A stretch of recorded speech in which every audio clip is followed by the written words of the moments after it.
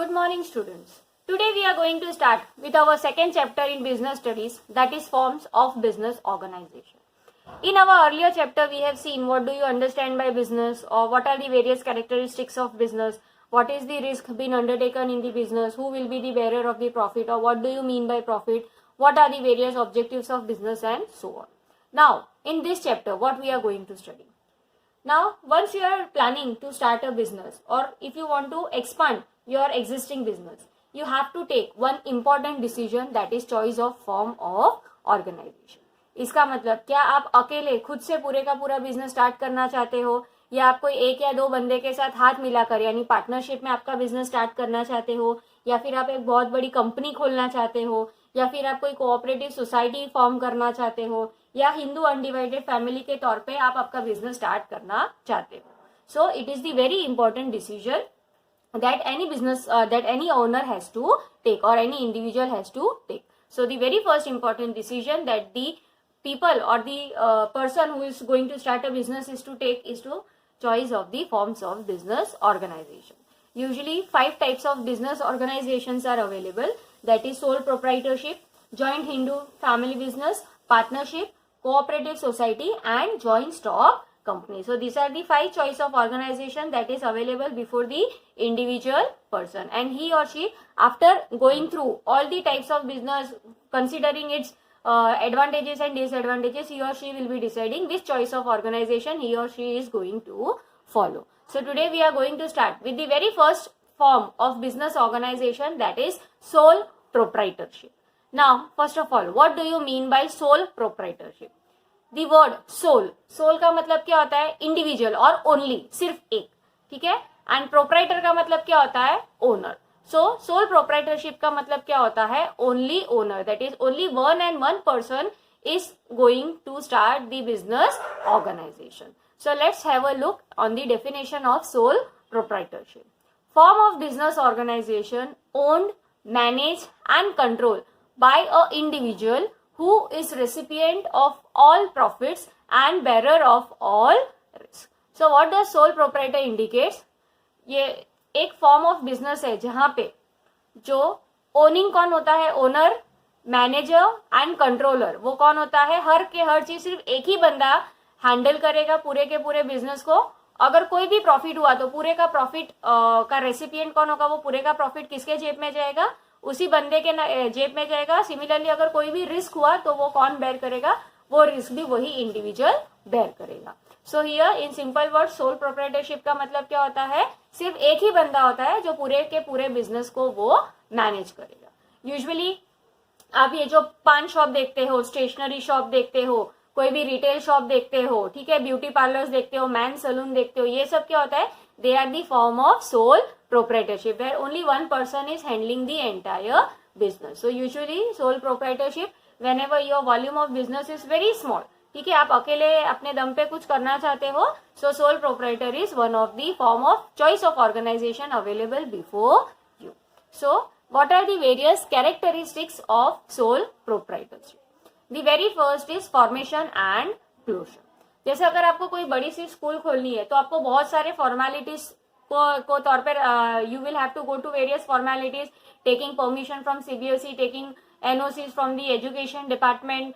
Then if you are taking any land, ठीक है, जहां पे आपको कंस्ट्रक्शन करना है स्कूल का, you have to again take an NOC from the nagar panchayat and so on. So बहुत सारी फॉर्मेलिटीज होती है अगर आपको कोई भी ऑर्गेनाइजेशन फॉर्म करना है, ठीक है. सिमिलरली अगर आपको क्लोजर भी करना है, so closure is also not simple, ठीक है. So as far as your sole proprietorship is concern, what is the formation procedure and closure procedure. So in case of sole proprietorship, कोई भी separate law नहीं होता है.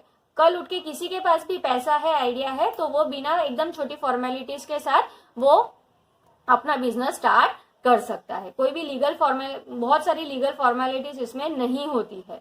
However कुछ आपको एक लाइसेंस, जहाँ पे अगर आपको कोई जगह पे आपका छोटा सा बिजनेस या शॉप खोलना है तो you will have to just take a licence from that particular area and then you can easily start your business. So hardly there are any formalities for the formation of the sole proprietorship.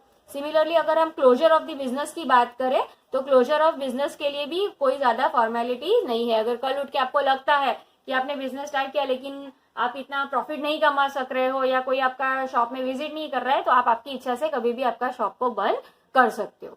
So as far as the formation and closure of sole proprietorship is concerned, there is no formality or there is ease in formation or closure of the business. Now the second important characteristics is liability. Now sole proprietors, they have unlimited liability. Now before understanding the liability, अब ये पहले ये जान लीजिए कि दो तरह की liability होती है. एक होती है लिमिटेड लाइबिलिटी और एक होती है अनलिमिटेड लाइबिलिटी. अब अनलिमिटेड लाइबिलिटी का मतलब क्या है? आपने आपका छोटा सा शॉप परचेज करके आप उसको चला रहे हो. अब अगर सपोज कल जाके आपको कोई भी नुकसान हो, ठीक है, सो यहाँ पे आपकी लाइबिलिटी क्या रहेगी? अनलिमिटेड. इसका मतलब क्या है? सपोज आपने किसी से लोन पैसे उधार लेके आपने आपका शॉप्स क्रिएट किया है, वहां पे जो भी आपको अंदर सामान रखने वो सब लोन के पैसे से आपने खरीदा है. अब कल जाके अगर आपको बिजनेस, आपका जो शॉप है वो बंद करना है, तो यू विल हैव टू पे ऑफ द लोन.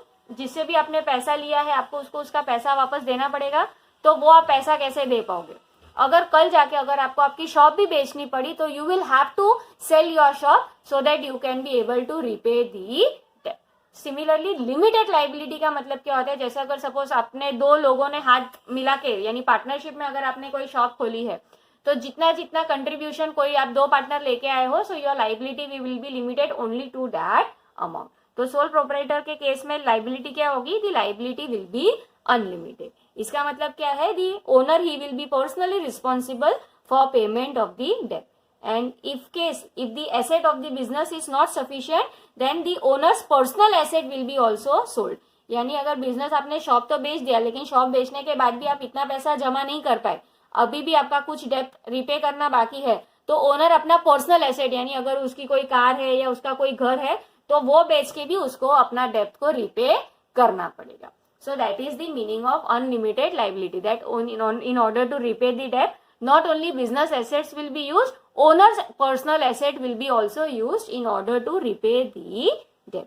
जैसे वन एग्जाम्पल आपको बुक में दिया हुआ है. For example, the total outside liability of XYZ dry cleaner, a sole proprietor, are 80,000 at the time of dissolution, but its assets are only 60,000.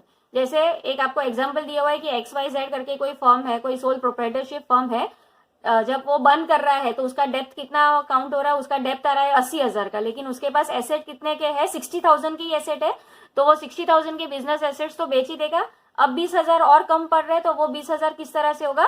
उसका कोई भी पर्सनल, कोई भी सोर्सेस हो गए, पर्सनल एसेट्स हो गए, तो वो बेचते हुए भी उसको बेच के अपने फर्म के डेप्थ को उसको रिपे करना पड़ेगा. So in this sense the liability of the sole proprietorship is always unlimited. So unlimited का मतलब क्या होता है? Not limited to only business assets, but the personal assets, the owner's asset will be also used to repay the debt. जबकि limited liability का मतलब क्या होता है कि सिर्फ business assets will be used, personal assets won't be used to repay the debt.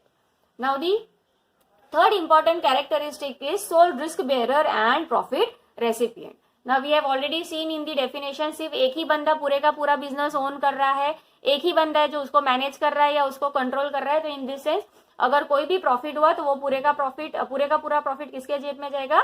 Owner के pocket में. सिमिलरली अगर कोई भी रिस्क हुआ तो वो कौन बेयर करेगा? It will be bear individually by himself और herself. The next characteristics is control.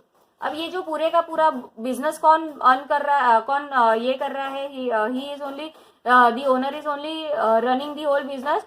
पूरे का पूरा डिसीजन है, ठीक है, कि क्या मार्केटिंग करना है, कैसे बेचना है, डिस्काउंट रखना है या नहीं रखना है, ठीक है. तो ये सारे का सारा इंपॉर्टेंट डिसीजन कौन लेगा? The important decision will be taken by the sole proprietor only. उसको किसी के इंटरफेरेंस की कोई जरूरत नहीं है, सोल डिसीजन होगा. So controlling will be totally in the hands of the proprietor only. जो भी इंपॉर्टेंट डिसीजन मेकिंग होगा वो अपने आप से करेगा, उसको किसी भी इंटरफेरेंस की जरूरत नहीं है. The next characteristics is no separate entity. Now what do you mean by separate entity? जैसे रिलायंस एक आइडेंटिटी है, ठीक है, मुकेश अंबानी ये एक आइडेंटिटी है. So this are two separate identities, ठीक है. रिलायंस की अपनी खुद की एक पहचान है और इनकी अंबानीज की अपनी खुद की एक आइडेंटिटी है. जबकि सोल प्रोप्राइटरशिप में क्या होता है? कोई लीगल सेपरेट आइडेंटिटी नहीं है. बिजनेस भी ओनर के नाम से जाना जाता है या ओनर अपने बिजनेस के नाम से जाना जाता है. So in case of sole proprietorship, in the eyes of the law, there is no distinction between the sole trader and the business, because business की कोई भी separate identity separate from the owners नहीं होती है. The owner will be himself held responsible for all the activities of the business. And the last but not least is lack of business continuity. Now what do you mean by lack of business continuity?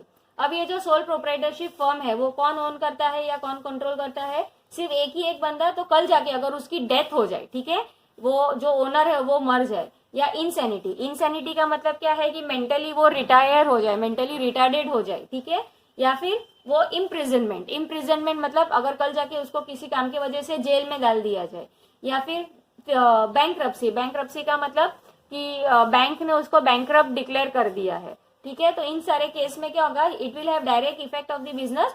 It will lead to closure of the business. So there is a lack of business continuity.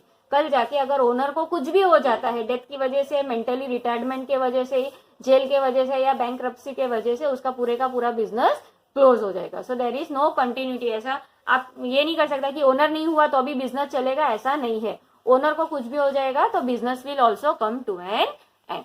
So that's all for today. Tomorrow we'll have a look on the merits and demerits of sole proprietorship. Thank you.